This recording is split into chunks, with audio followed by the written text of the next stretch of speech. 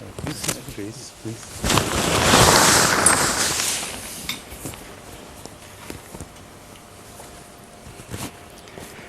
The moment I received the call that you were ready, I came. Yes, exactly. But the press secretary was a little late Right. in informing me Right. because I was upstairs and he was trying to find me where I was. Right? Now please, well, sound. Today we have 5 guests. Immediately on my right is Bill Caddy. Bill Caddy is a retired journalist. He started his career in Scotland and worked for Border TV and one of the local papers. Then he went to Africa for a 4-year consignment and worked for the East African Standard. And returning back to the UK, he finished off his journalism career here by working for East Anglia as an assistant editor and travelled extensively throughout the world with the forces. Being an editor is not journalism? He is. That's right. He's not retired. That's right. I know. That's right. And he travelled extensively with the forces in the United Kingdom throughout the world. Next to him is Salihu Dukri. Salihu comes from Sierra Leone and was born an Ahmadi. He studied in Germany and currently is the general manager of the Eastern Agricultural Cooperative, and he is on business in the UK. And next to him we have Barry Hockney. Barry Hockney comes from Leicester. He is a businessman and he travels to India on social work on a regular basis. Next to him is Kirk Roberts. Kirk Roberts is again from Leicester, and he has interest in art and poetry, and he also is interested in world faiths and travels to India. Next to him we have David Thomas. David Thomas was born in the United Kingdom.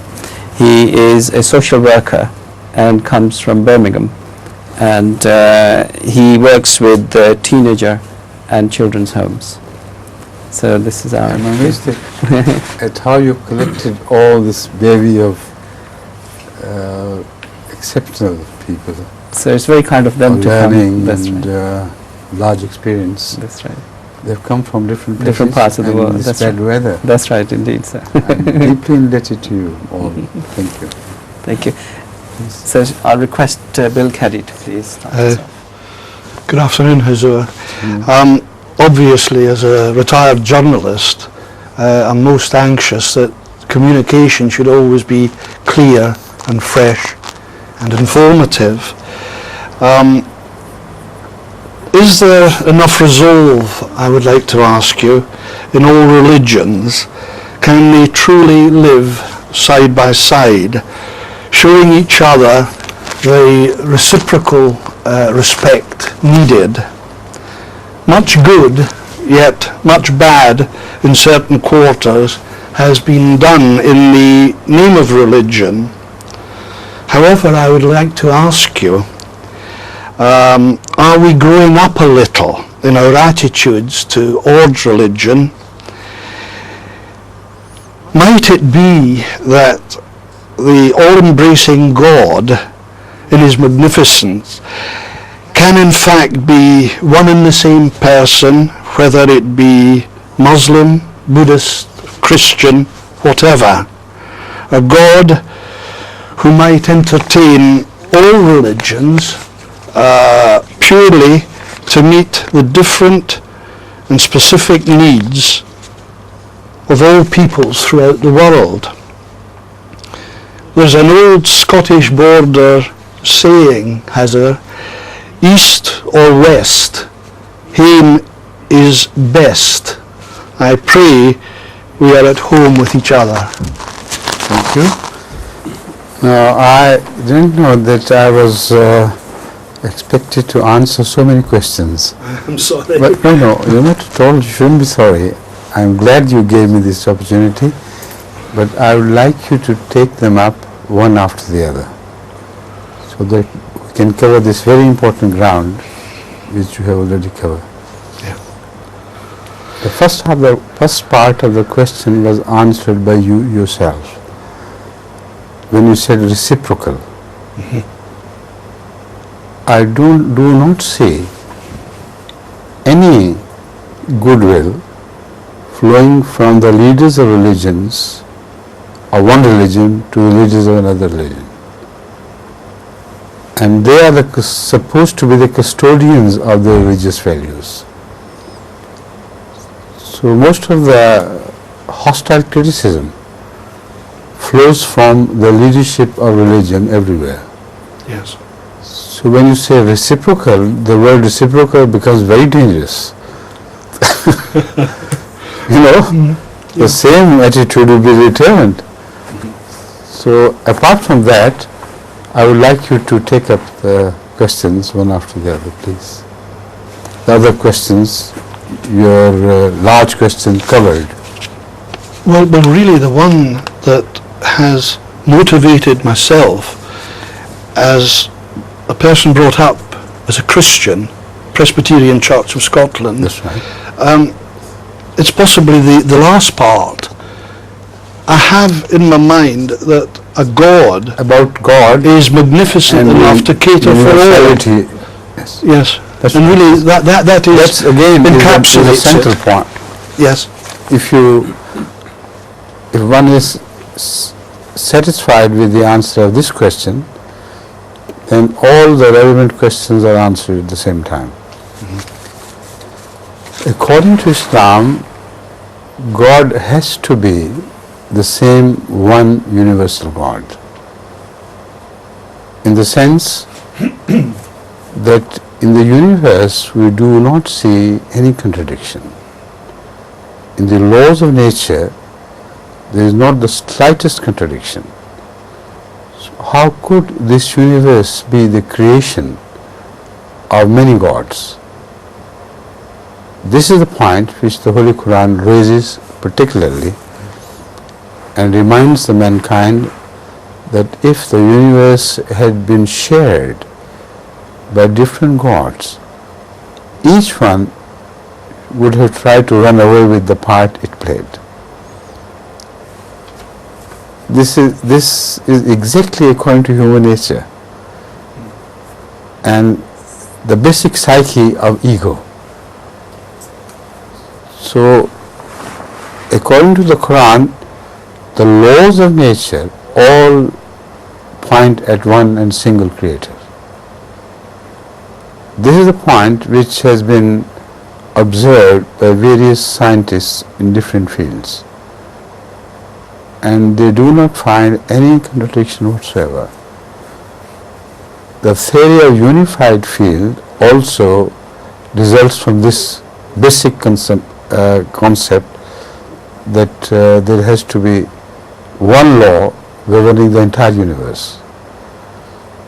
And the scientists begin to suspect that that is so. Only they're trying to find out evidence, and more evidence is flowing from the scientists to the layman that it is so. There is just one law. What that law is, that is the question. In my opinion, that is the gravitational force. And the gravitational force itself indicates to a sort of ego. You want to draw everything towards you, amass everything, and become one with the entire universe. It is this force which has resulted in the progress of evolution and later on human progress, until the man began to realize a universal God and attempted to be at one with Him who represented the entire universe. So this sense of ego grew from man and descended from God, and that ultimately resulted in the unity of both from one point of view and the unity of mankind from another point of view.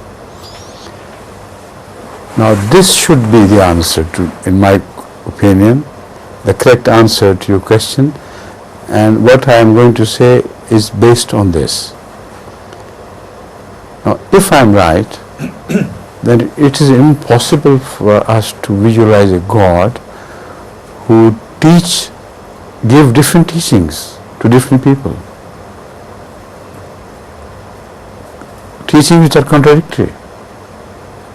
So there is no question of contradictory religions trying to find a means to get together and to come to a compromise. If there is reason for them to compromise, they have to be false.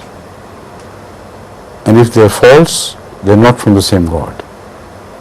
That is one corollary. And the second is that God is unchangeable, they must have changed. So if they have changed, what is their worth? Why to follow them? Why not find the pristine purity of religion at it emanated from God? And it is exactly this view which I hold very strongly, that God revealed himself to all the religious founders of all times, exactly as he revealed to others at all times in the fundamentals of religion.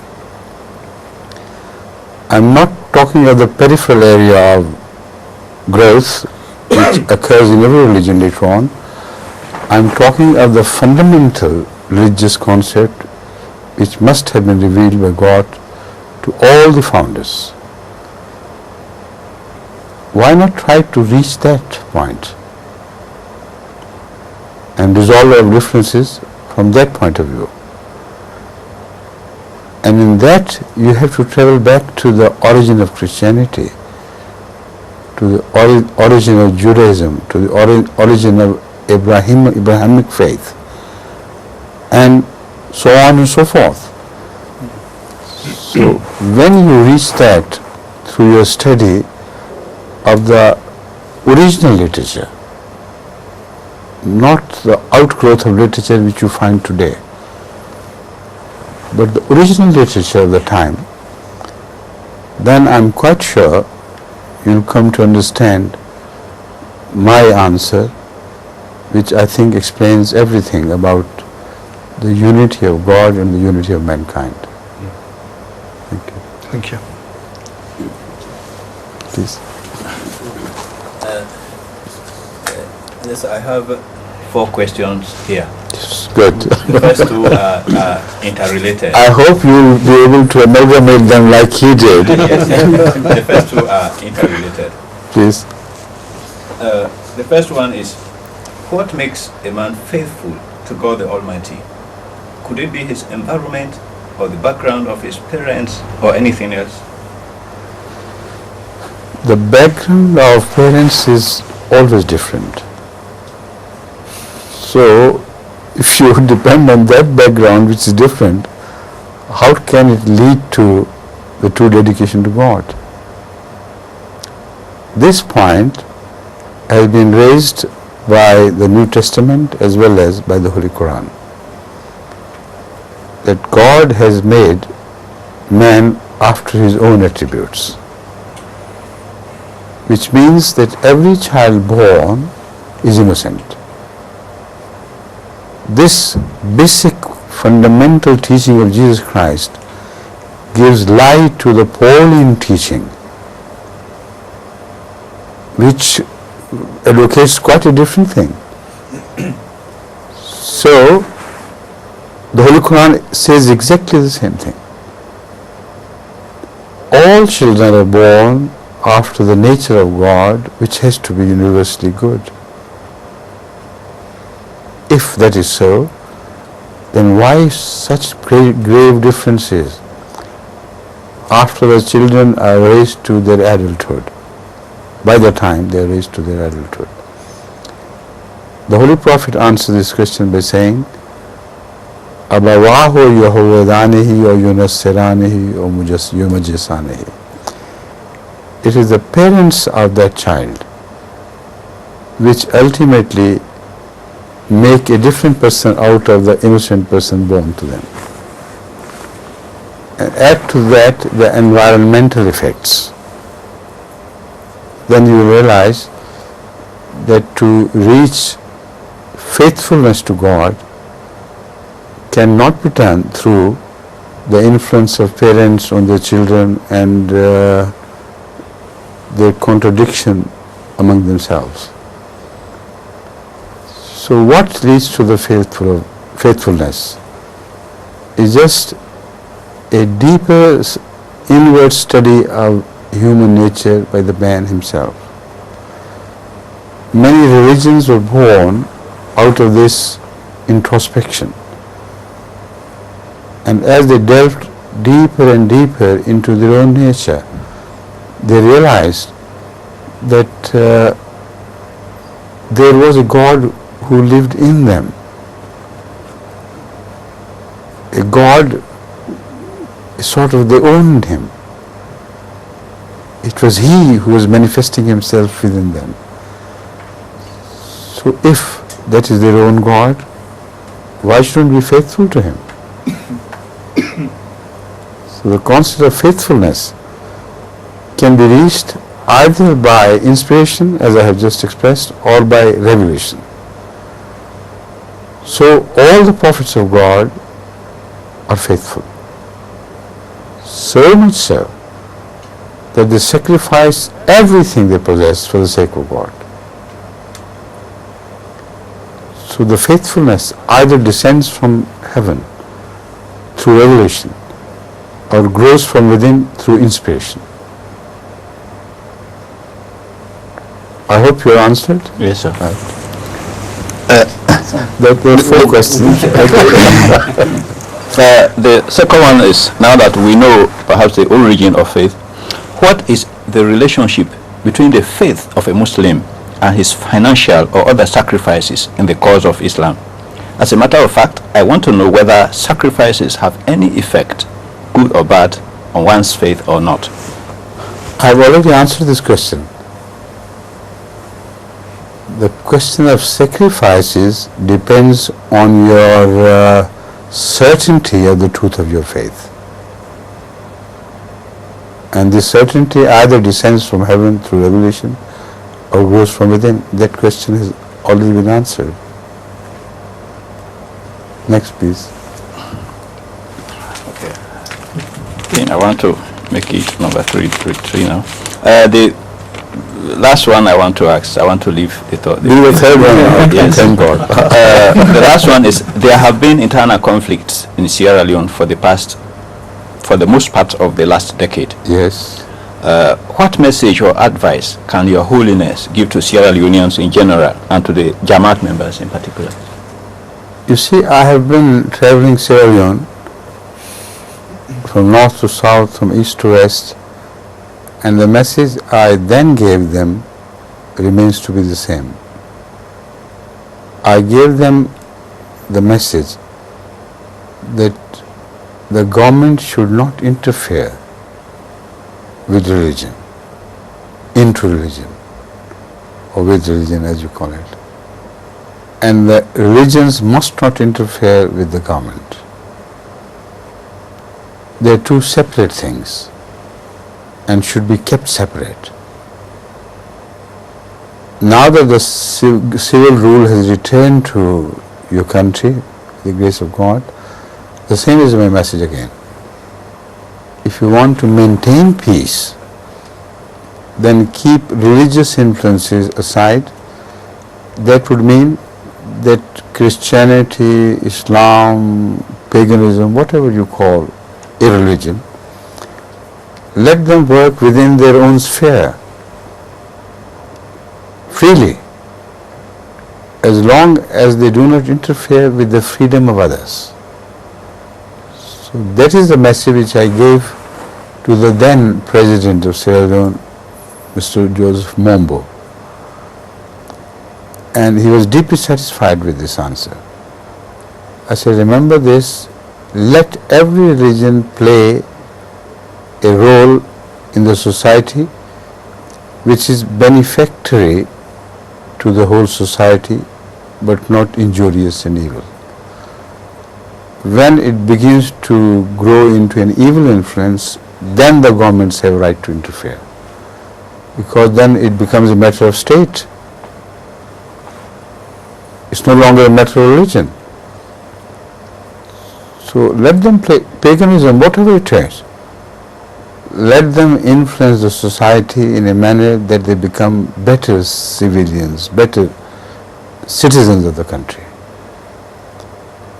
And as far as the worship goes, that is a matter between them and God. Why should you interfere? Let them worship as they please.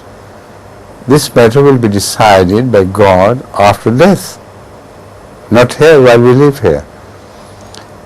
So I hope the same message should serve the cause of Sierra Leone now that I hope peace has returned to the country. Right? Thank you. Thank you.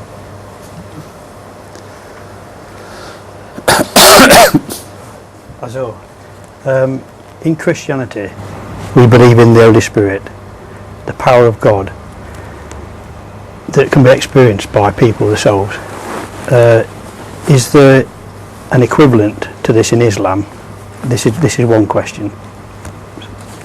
And then we believe that Satan is Shaitan is a separate being, a distinct person.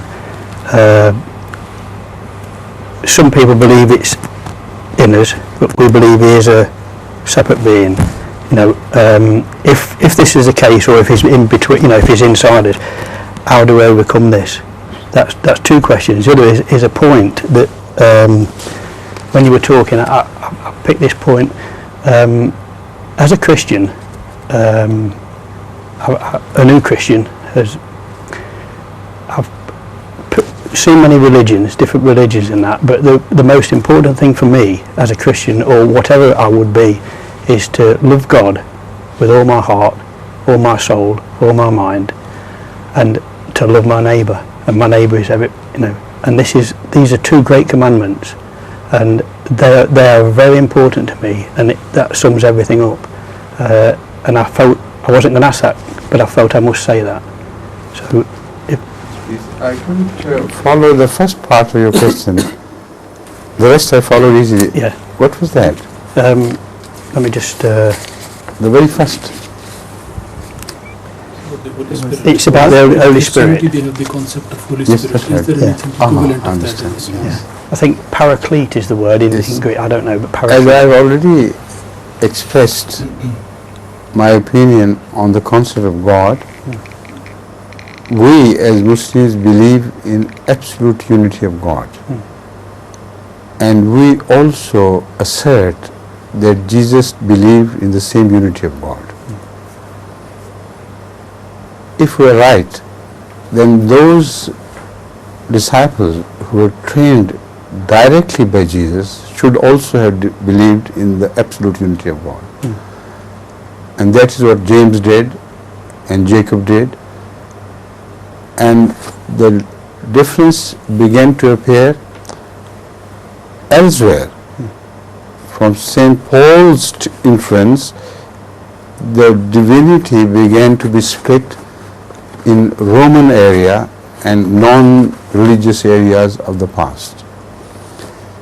So it's up to you to agree with this or not, but my answer has to be in the light of what I believe. So according to me, the unity of God is an established fact against which not a word can be quoted from Jesus. As far as the Holy Spirit is concerned, according to Islamic teaching, Holy Spirit is no other separate being as such. The Holy Spirit is the quality of man to be at one with God. When he reaches that stage of being at one with God, then he is the Holy Spirit. There is no difference between him and the Holy Spirit at all. And this Holy Spirit comes to live. eternally. It never parts. No. So you don't have to believe in a third person. No. You have to believe in the spirit of things, as you call Holy Spirit. Yeah. Yeah. So this is the spirit of things, to be at one with God. And as far as Satan is concerned, the answer is very similar to that. Satan can be looked at as an outside, external force, working constantly on man to draw him against the will of God, to draw him away from the will of God. And Satan can be looked at as something within you, like I said about the Holy Spirit. Now, amazingly, this is exactly the analysis of the Holy Prophet of Islam. He once observed that the Satan runs in the bloodstreams of every person. There is no exception. So some were afraid, Yeah. and some were amazed. When he said every person, the question raised was, even in your bloodstream, O Prophet of God? He said, yes, even in my bloodstream. But it has become Muslim. It has submitted to my superior will of goodness and my superior will of being at one with God. So when the Satan submits to the will of God, he becomes the Holy Spirit. Because then the man within him becomes insplitable. So this is the logical explanation which must be rationally accepted. And the second possibility, as you mentioned, was an outside Satan. Now, from all the religious studies, it appears that there was some person who rebelled against the will of God and refused to bow to Adam as his superior. Now, it evidently was not Adam who refused to bow. There has to be an outsider. Yeah. Was it a man, like you find such rebellious people in the history of all prophets, or was it a spirit? That is the most important question. Personally, I believe it had to be a rebellious man, because the answer is indicative of that. He said, "Oh God, how can I bow to this man while you have created him from wet earth and you have created me from fire?" Now, it's rich in profound philosophy. The fact is that fire is the nature of all rebellious people who want to destroy order, who want to disintegrate things. And the wet earth is a symbol of integration and growth. So the fire burns the growth and destroys whatever wet earth stands for. Yep. So that was the amazing question of the rebellious person. You want me to bow to this person who is inferior to me? I can destroy him altogether if I so please. Answer of God was no. Despite your hostility, despite your destruction, despite your rebellion against every new order which is initiated by God, that order must grow and prove you wrong. So this is what we find at the history of every religion. A religion begins with one person who claims that he is divinely authorized, and he speaks to a society which the first reaction of which is extremely hostile. They say, no, we are not going to listen to you. We do not believe you in your truth. Now, all the society pitched against one man, and that one man is not destroyed. He grows from strength to strength. And the fire around cannot burn him. So, if you understand it from that point of view, then your question should be answered. Yeah. Okay.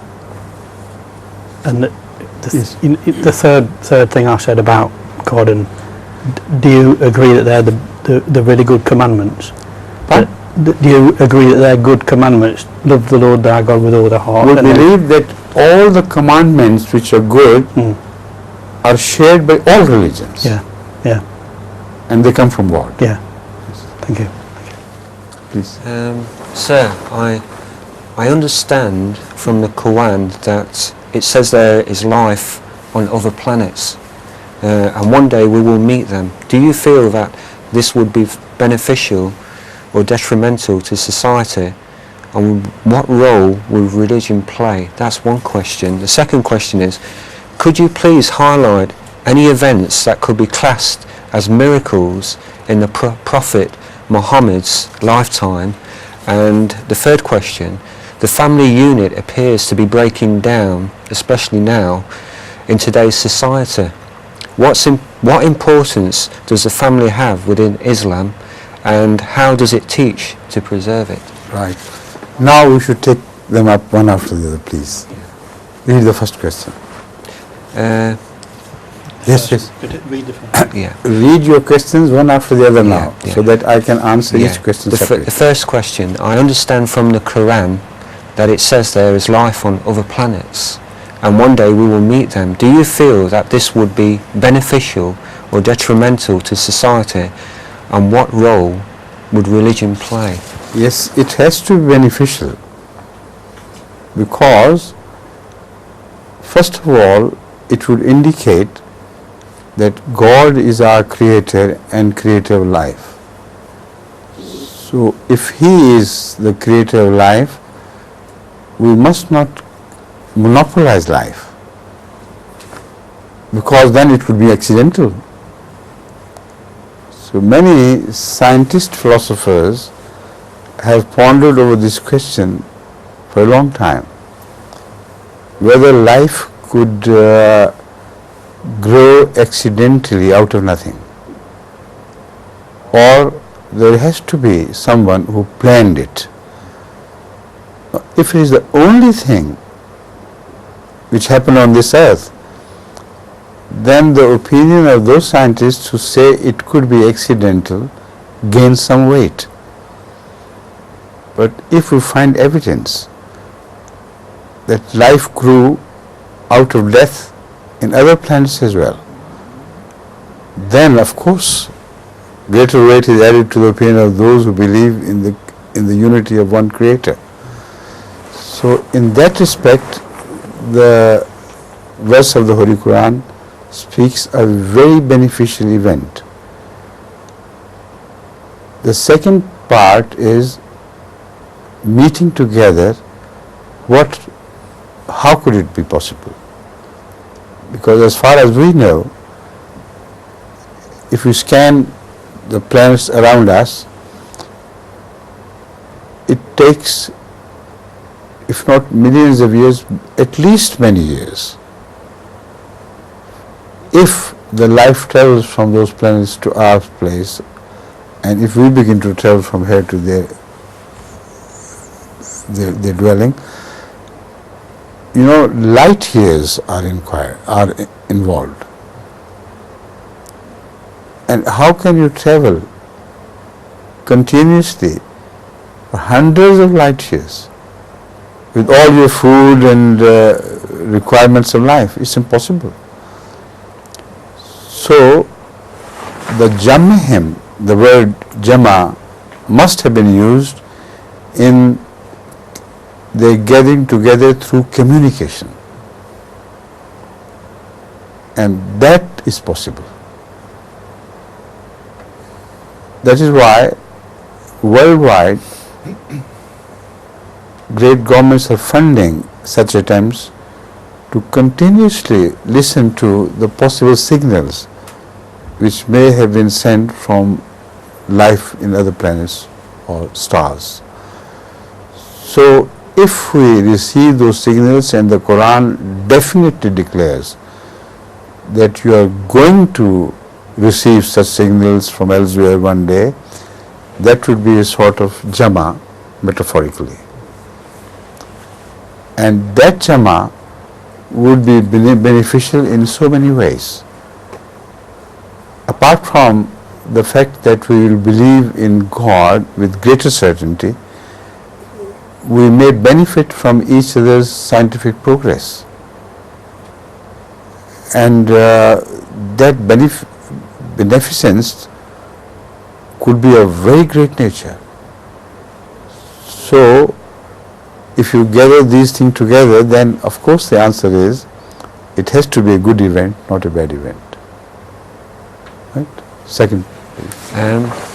Could you please highlight any events that could be classed as miracles in the Prophet Muhammad's life? First of all, what is a miracle? That is the most important question to be answered. Christians believe that miracles have to be of a type which are not possible through natural laws. Only such events can be referred to as miracles. We as Muslims do not agree with that, and we do not agree that all such miracles were only monopolized by Jesus Christ. Even the Old Testament mentions so many miracles in the life of other prophets. So we must understand the nature of miracles. And at the end of this first part of my answer, I refer to Jesus Christ himself, who has explained himself the nature of miracles. You see, the miracles are of two types. One is metaphorical expression of the word miracle. That miracle I have already explained, that one man pitched against the entire hostile society wins. If this is not a miracle, I don't see what else miracle should be. The fire fails to burn, and the wet earth continues to grow. This, I believe, is the miracle of the highest order, which is shared by all prophets of God. Secondly, the miracles are of a nature that they cannot be understood from the point of view of the scientific knowledge of that age, but are understandable from the scientific knowledge of our age. So, the screen which lies in between is only a matter of understanding of one time and a matter of understanding of another time. Now I can quote, in the light of what I've said, I can refer to the miracle of Moses. When all magicians were gathered by the court of Pharaoh, they, according to the Holy Quran, cast a spell on the eyes of the onlookers. They did not cast a spell on the ropes and sticks which they threw. They could not change the creation of God. So nothing unnatural happened. What happened was that they cast a spell on the sight of the onlookers, so that they thought what they saw. They believed in what they saw. and thought this was the real thing, sticks and ropes moving around and this and that, but it was not real. Now the miracle was, and this is the point which was registered profoundly by the magicians themselves, that the spell was cast even on Moses, because he began to run away from. Now all the hypnotists know that once a superior brain has cast its spell upon a comparatively inferior brain, it's impossible for that brain to grow out of that spell. Damage is sometimes done permanently. That is why on television programs of such nature, some people have even sued the programmers. They claim that you do damage to the people whom you call to appear as sort of offering their own persons for experiments. Permanently some damage is done to their willpower. So the magicians who knew how to cast a spell on other people's eyes knew that Moses actually fell under their influence and began to run away. Then what changed his attitude? It had to be a superior order from God. And the same thing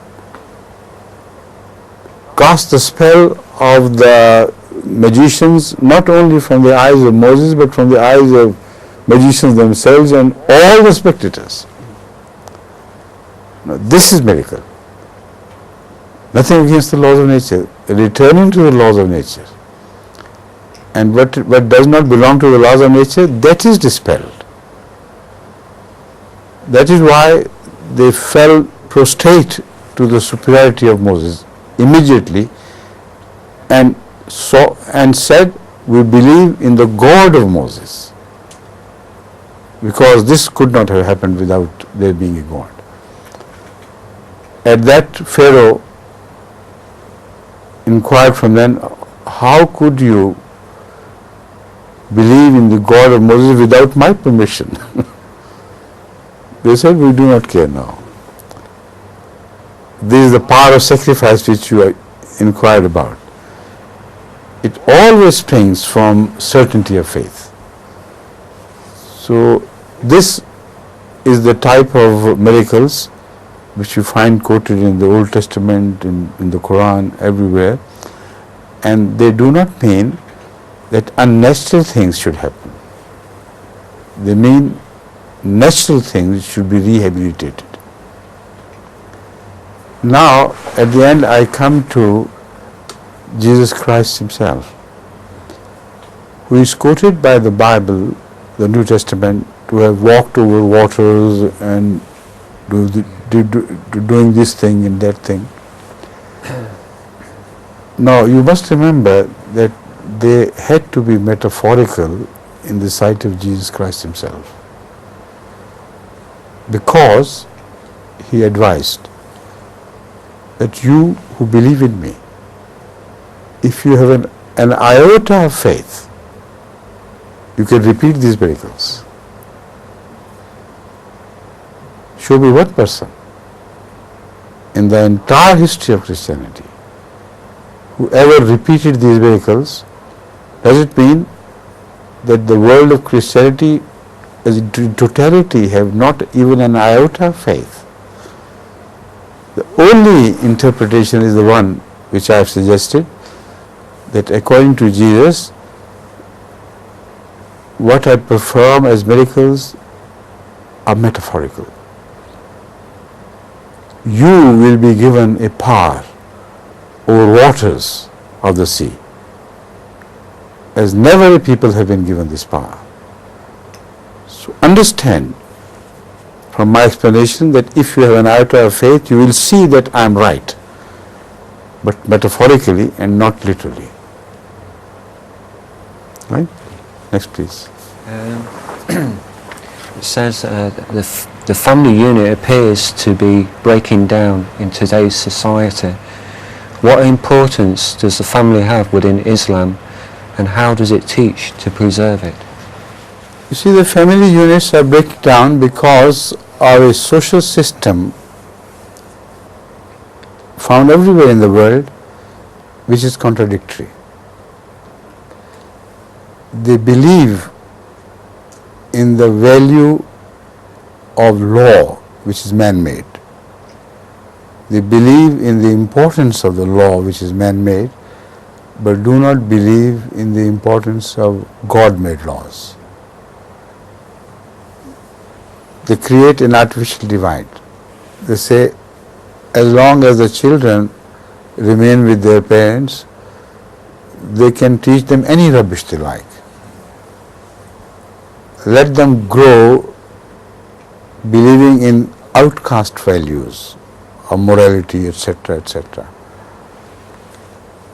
But when they come to law, which is man-made, we'll only inquire from them or bring them to books if they defy the law made by the people in power.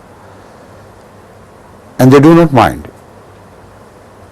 If they disregard the laws created by God, that is of purity and chastity. So it is this contradiction which, as long as it is permitted to persist, can never rehabilitate the life of homes.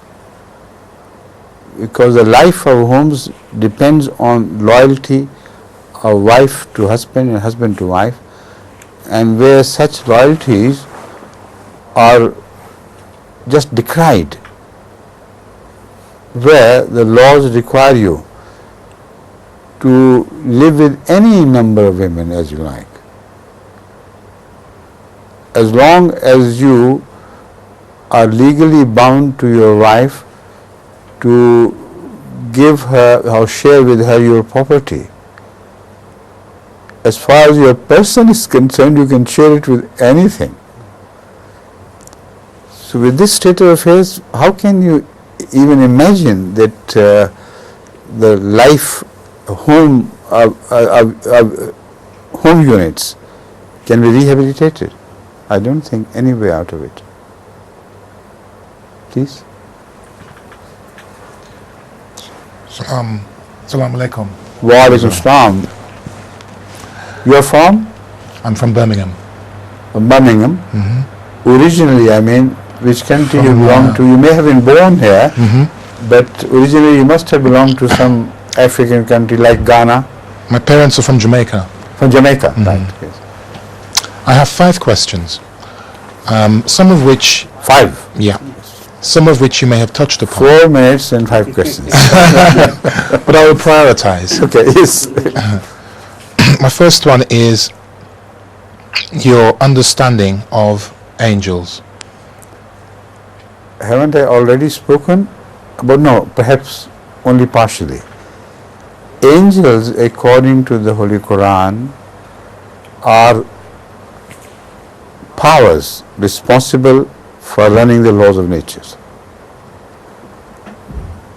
And they cannot do anything from themselves. Whatever they are told by God to perform, like you see the laws of nature working by as if by themselves. So the angels are responsible for keeping them in line with each other. So the sort of unity you observe in the natural laws is because of the unity in the performance of angels. Please, second question. How did Satan become an adversary of God? That question has already been answered, isn't it? The third one, Yes. when man is given the choice between good and evil, why do some choose evil? Because evil is a downhill task and good is an uphill task. So it's so easy to go down and so difficult to climb up. So that is all the fight about. That is why you are rewarded for doing good, for opting for a choice which is difficult for you to perform. And because you believe in God, only then you can begin to make an effort to reach Him. And an effort to reach Him is in itself goodness. So all of the society, these are the two issues.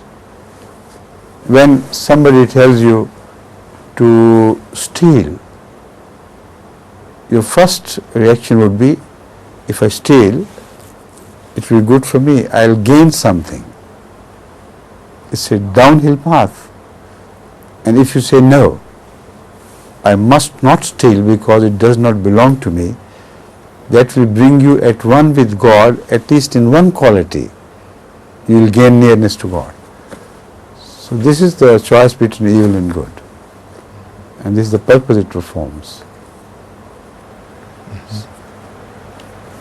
Last question now? Okay. Yes. No, is it not last? No, it's not. Okay. Do we have time? Okay. Do we have time? I'll remain here with you until I've answered both the remaining questions. Okay. Your concept of hell and heaven. According to Islam, hell and heaven are dimensional. The soul will not return to its corporal status after it is delivered from body. And the soul is an other dimensional thing. You cannot touch it, you cannot define it and confine it into any shape. According to the Holy Quran, the heaven transcends the universe. It occupies the entire universe. So when this verse was revealed to the Holy Prophet, people were amazed. Said, how can heaven occupy the whole of universe? Where would the hell be? The answer was, in the same place. They would live together but in different dimensions. The concept of dimensions was born with that verse of the Holy Quran, even at the time of the Holy Founder of Islam. And according to our concept, hell and heaven are internal feelings of soul, of burning or enjoying with the nearness of God. So I can answer it more widely, but I think because of the time, let it suffice. Next, please. What is fasting and why is it necessary? What is? Fasting. Fasting. Fasting is necessary for many reasons. First of all, it's good for health. It's better to fast a month or so every year to shed your extra fat and to return to your normal size and gain fitness. This aspect of fasting was investigated by a team of Jewish scholars in Israel. What they intended was to show that Islam is very cruel on people by advising them to do fasting and continuously for 1 month. The result of their experiment was that it is exactly the opposite. They said fasting does so much good to human health that it becomes inescapable. So it's not a Muslim team of researchers who gave this verdict, it is the Jewish team of researchers. So you must admit that fasting has physical good in itself. As far as the spiritual goods are concerned, there are many. but I can only point at one. We believe that we can eat anything we like because as though the food was made by ourselves, created by ourselves. But Allah wants to remind us, I own food. I have created it for you. You can legitimately prove that you believe in God being the provident by abstaining from eating food when He so desires. So during that period of hunger and thirst, you realize that the water, the food we used to enjoy as though we owned it was in fact a beneficence of Allah. Otherwise, we did not own anything. Thank you. Thank you. With that, I take you.